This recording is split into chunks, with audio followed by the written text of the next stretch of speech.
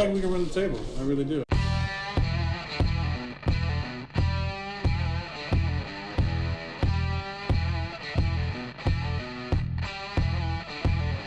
Giants looking for a stop. They're going to air it out. Rodgers does this better than anybody. End zone, Cobb, touchdown! Unbelievable! This to send the Packers into the NFC Championship game. It is good! The Packers are moving on. Aaron Rodgers has done it again. Grossi Posse Packer Nation, what's going on? Tom Grossi here with another episode of Packcast, the podcast where you don't have to be a Packers fan, but it sure does help. Well, after news of Aaron Rodgers returning, I know Packers fans, their hopes are at an all-time high going into this Sunday's game against another team who is looking to keep their playoff hopes alive. And the guest we have this week is actually a returning guest, one of our first guests that we ever had on this podcast. 3 years ago, we have the one, the only Panthers fan that I actually even know, Mr. Damo Hicks. Damo, how you doing, bud? Good to talk to you. Hey, brother, I'm still hanging in there, man. Panther down. I keep pounding at all times, bro. Listen, man, it's been a while since we talked, especially football, and the Panthers, they've gone through some changes. Hey, buddy, I am, you know me, I am complete and utter diehard Cats fan, bro.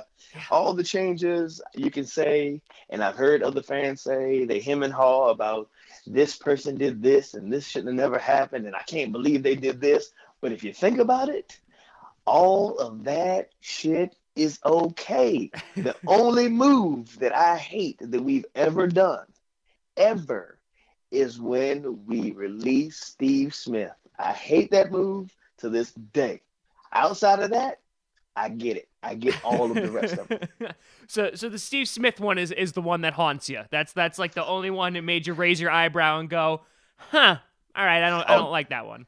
Hey, dude, that was like taking a duct tape Band-Aid off my balls, buddy. We did. All right, we didn't like that one because, I mean, listen, you guys, even this year, making some trades, Kelvin Benjamin, who for a while was like seen as like your wide receiver. He's like the number one guy. He was Cam Newton's favorite target.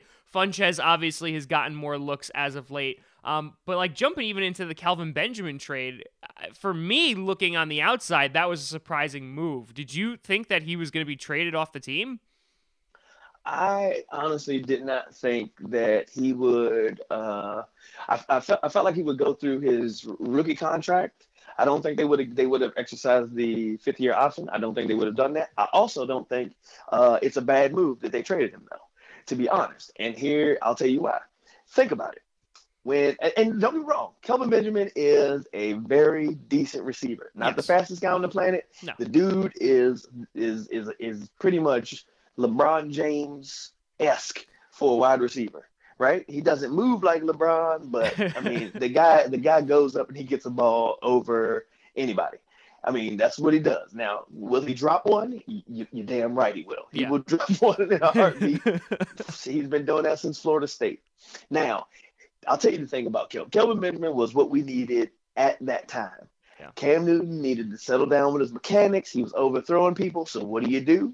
You don't get a small receiver. We already got that. We had a Ted Ginn on the team. We had other little receivers on the team. What we needed to do was we needed to get a giant, someone that this guy could not overthrow. Because his favorite target at all times, Greg Olsen, who is also a 6'5" person. Yeah. You see what I'm saying?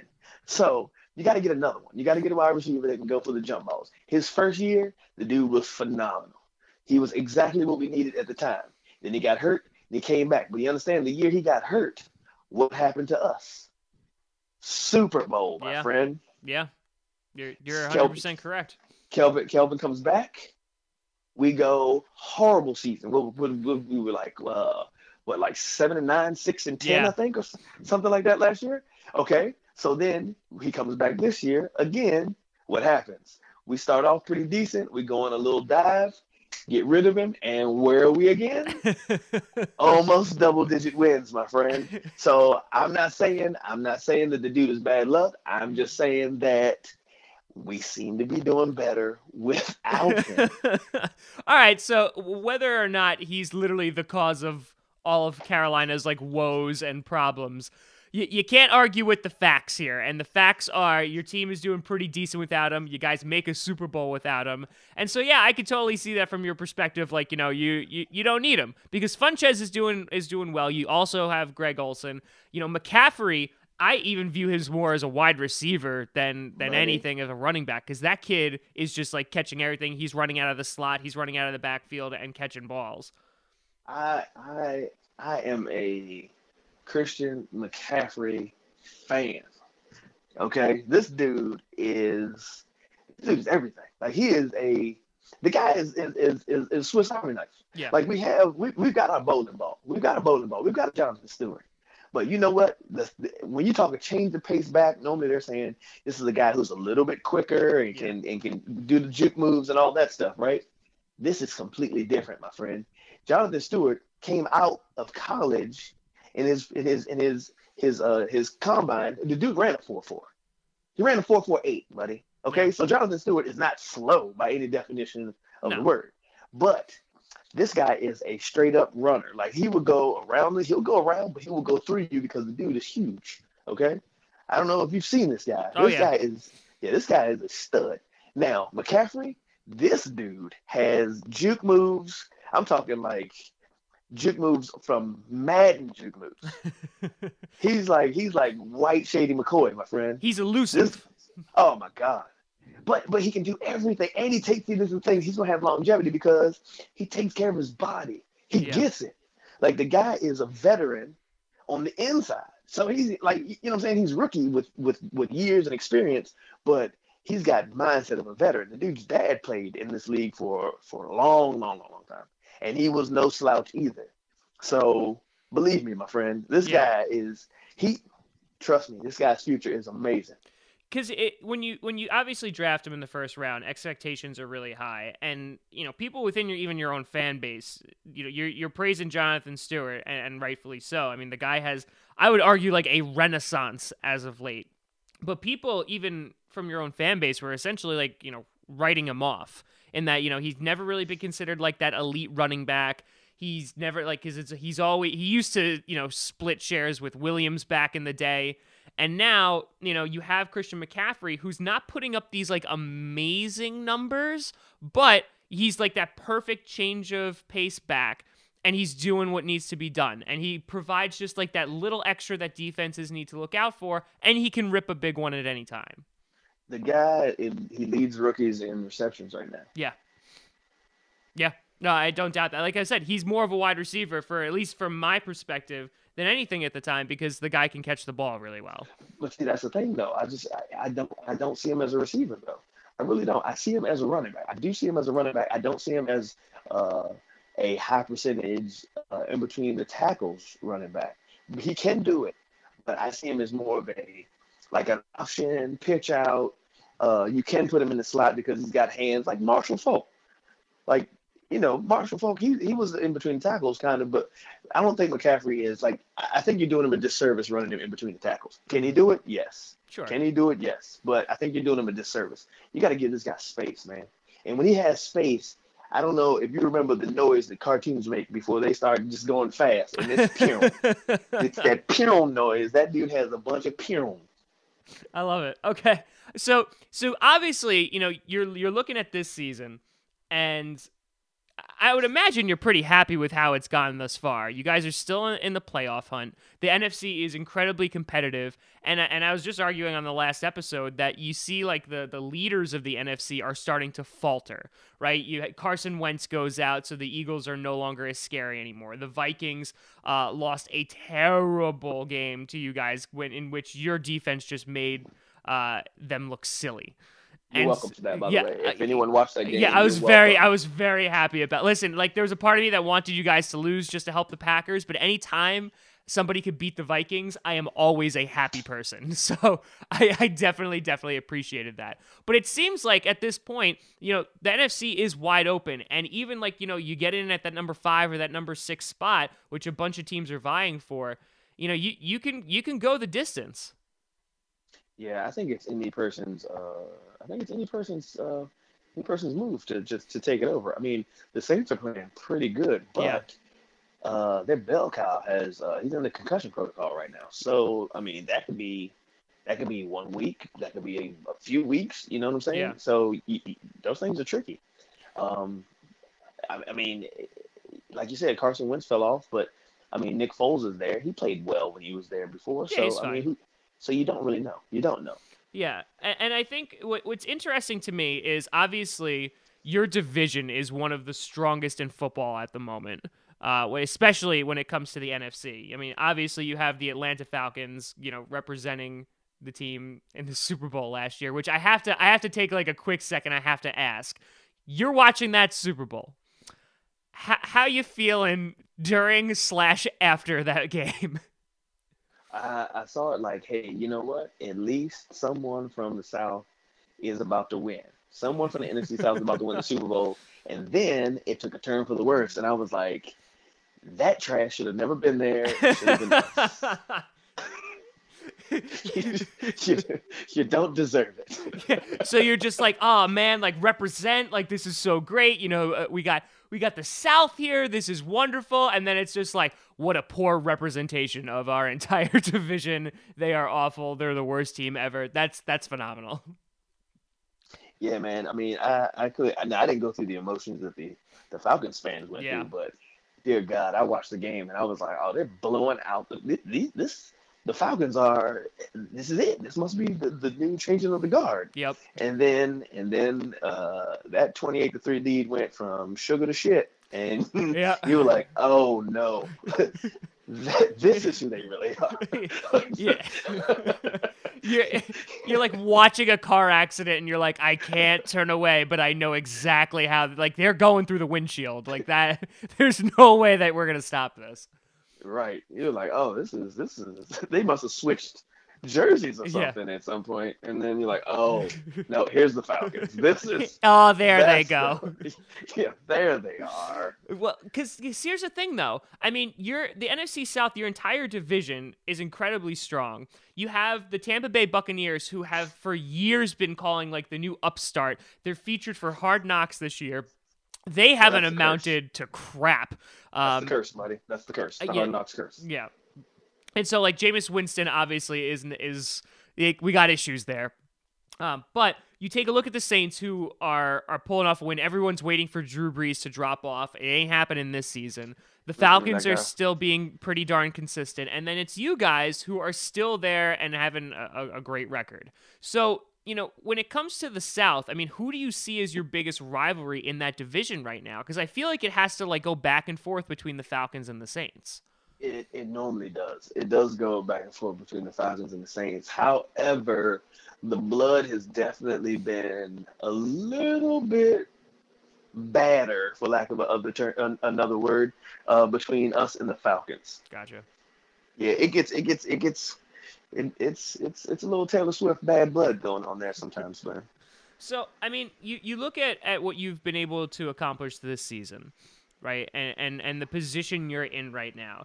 So, like, before we even start talking about Sunday's game, I do want to pick your brain about what you see for the rest of the season, because obviously there's a lot of teams that are on the cusp of making the wild card, right? And depending on who wins divisions, that could be an issue. There's going to be someone from the South there, odds are. Right? Yeah, there's probably... It's going to be at least 2. So, that being said, how do you see the rest of this season shaping up? Because you obviously have the Packers this Sunday with a returning Aaron Rodgers. And listen, if Brett Huntley was in there, this would be a very different podcast, and I would be a lot less optimistic talking to you, and I'd be like, well, congratulations on the playoff berth, bud. It's been great talking to you. Dude, if Brett Huntley was in there, I swear to you, I was going to personally go and buy each member of the defense a bib so they can wear it during the game because of how much they're going to eat this dude. Yeah. But your boy is back. Your boy is back. Amazing Rodgers. He's back, I'm man. so happy. The guy, you know what? I love Aaron Rodgers. Like the guy, he's got the cockiness, he's got the confidence. Yep. The guy plays like a fucking madman, dude. Yeah. And the guy he's full on talent. Like he is a better Brett Favre. I mean, I'm not gonna lie. He's a better Brett Favre. Oh yeah, Brett he's Favre. definitely, because he has that gunslinger mentality, but he's more accurate. He doesn't make the same mistakes. Yeah. Exactly. He's the better Brett Favre. I mean, the guy is, gosh, man, he is phenomenal, man. I was hoping that we would play Brett Hundley because I was hoping. So I mean, but you have the Packers. Then next week you have the Bucks, which is a very winnable game considering Here's a quick side question. I hate to interrupt. What do you got? Doesn't Brett Hundley with his helmet on? Doesn't he look like Lawrence Fishburne? Fuck Edward James almost. I bet it's funny. Okay, no one has been that specific and used those two people before, but like I feel like his helmet is just too small. Like I feel like when he puts it on, like he's just squishing his head in there, and I don't like. I just want to give the guy a bigger helmet. And listen, I'm gonna my hat or helmet is off to him because he got us into this position. It wasn't pretty in any way, shape, or form, but when he needed to be clutch. The kid was clutch. Yes, it was against the Browns and the Buccaneers, but he was clutch. Oh yeah, I mean he has what it takes to, I guess, be a game manager when it comes to beating the shit out of children, because that's pretty much what it's like to play the Browns and the Bucs. Yeah, but yeah, I mean, the guy doesn't suck, dude. I mean, he played at UCLA. UCLA is not a terrible team. No, I mean, but.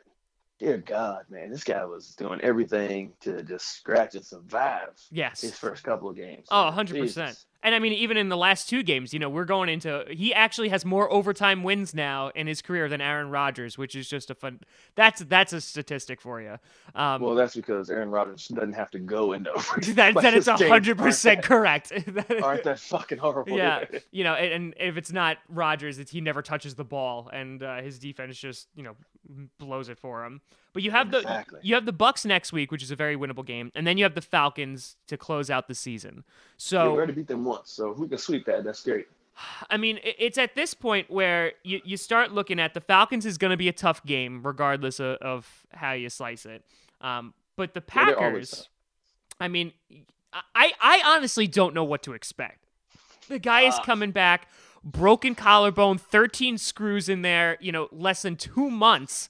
And he's coming back and he's saying he's ready to play, and it's against a very talented Carolina defense.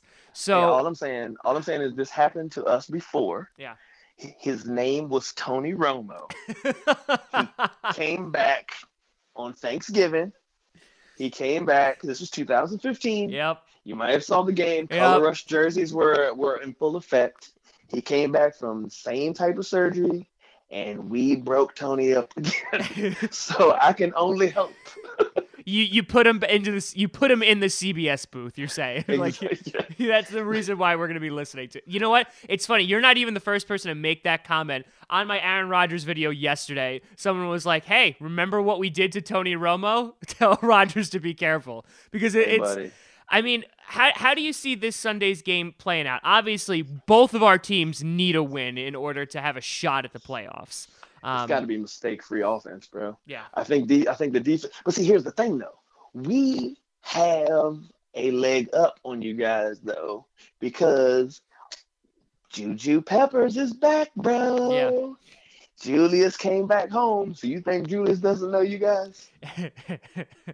You do, but I see. Here's the thing: you also have a step up because you have a defense. Like we don't have cornerbacks right now. Kevin King's on IR. Devon House is at least going to be out for a couple of weeks. So and Rollins has been on IR. So like we are mightily struggling on defense, and I'm not gonna lie. I am quite concerned with McCaffrey. I'm concerned with Stewart. I'm always concerned with Cam.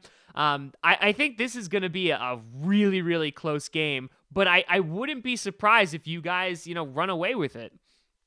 I feel like I think we have a lot of intel, though. I think that's what's going to be the deciding factor, is because we have a lot of intel. We got Matt Khalil, who played against you guys for years, twice a season. Captain Munderland came back home, but he played with Minnesota, played against you guys twice a season. Yep. And Peppers was in the locker room, my friend. Oh, so yes. I can only hope. And you know what, that guy, that running back you guys had, what's his name, Jamal Williams? Yeah. Yeah. He scares me.